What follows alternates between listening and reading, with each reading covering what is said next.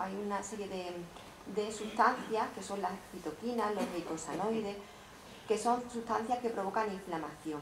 Y además estas sustancias provocan una disminución en la absorción del agua a nivel del intestino y una alteración en las uniones de las células, alterando lo que es la permeabilidad del intestino, provocando que haya una disminución en la absorción de los fluidos y por lo tanto generando la diarrea.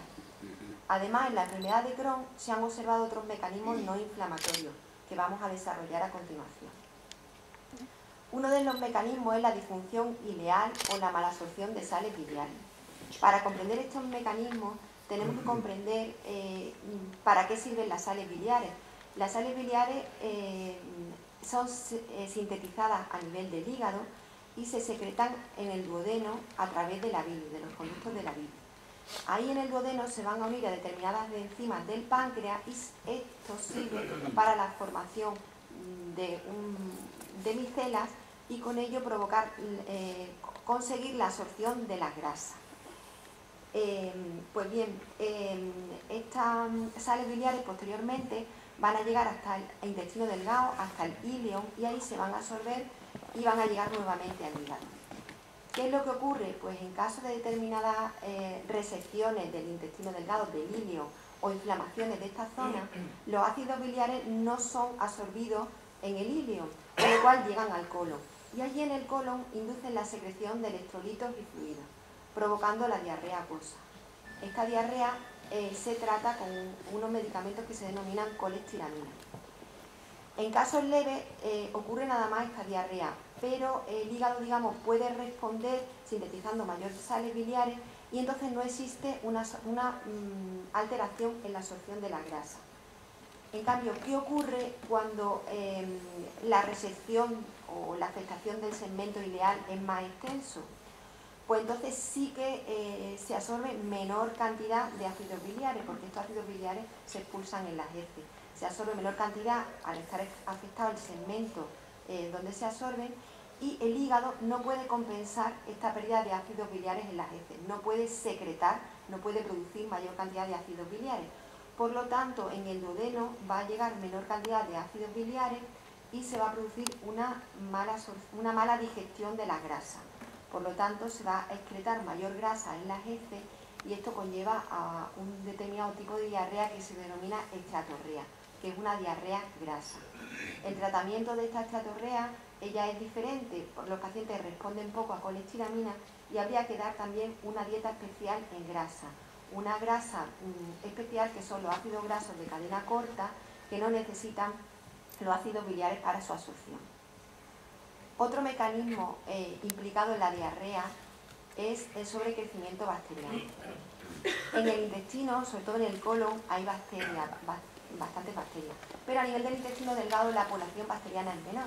Sin embargo, en determinadas circunstancias, por ejemplo en estenosis del intestino, en los éxtasis intestinales, cuando existen fístulas enteroentéricas, comunicaciones entre el intestino delgado y el colon, conformaciones de asa ciega, o cuando existe una extirpación de la válvula ileocecal en pacientes intervenidos, pues existe una proliferación de las bacterias en el intestino delgado. Generalmente son anaerobias.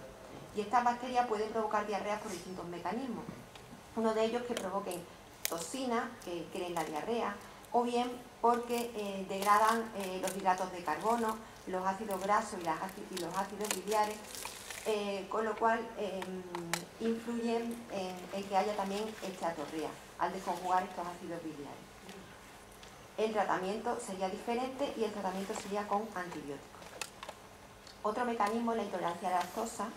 La lactosa es un disacárido que no es absorbible por sí, por el intestino delgado, sino que requiere de una molécula, de una enzima que está en el intestino que se denomina lactasa, que la degrada en glucosa y galactosa. Y la glucosa y la galactosa sí son absorbibles por el intestino.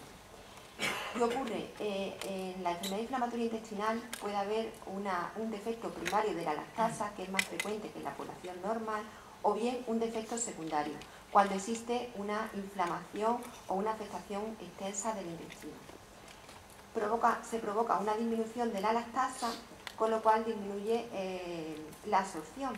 Queda así más lactosa dentro del intestino y esta lactosa a nivel del yeyuno pues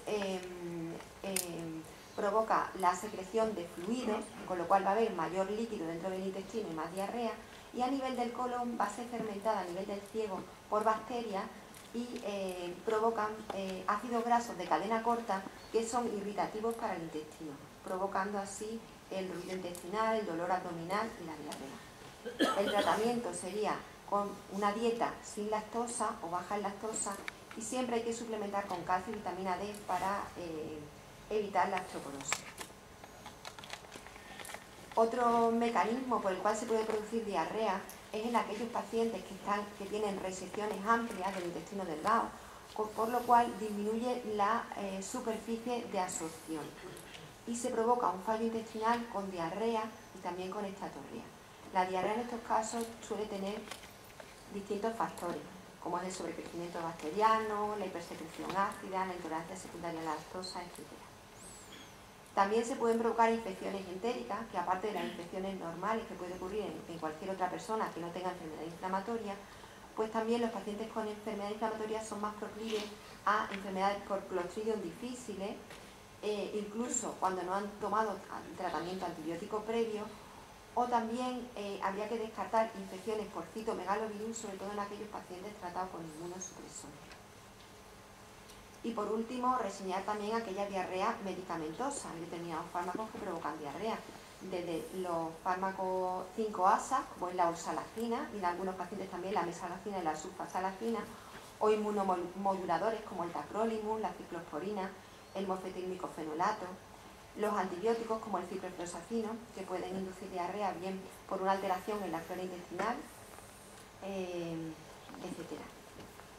Por tanto, en un paciente con enfermedad inflamatoria y con diarrea, siempre tendremos que descartar si se trata de un brote de enfermedad inflamatoria intestinal o tenemos que descartar otras causas de diarrea.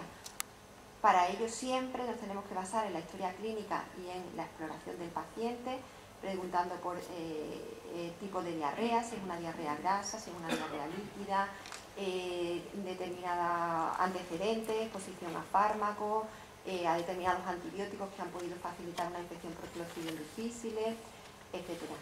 Nos vamos a basar también en parámetros analíticos, parámetros de inflamación, compropultivo, determinación de toxinas en heces y exploraciones complementarias, realización de colonoscopia, de capsuloscopia, tránsito intestinal, etc. Todo ello para llegar a un diagnóstico y a un tratamiento, porque como hemos visto, los tratamientos son diferentes según la causa que provoque la diarrea. Y eso es todo. Muchas gracias.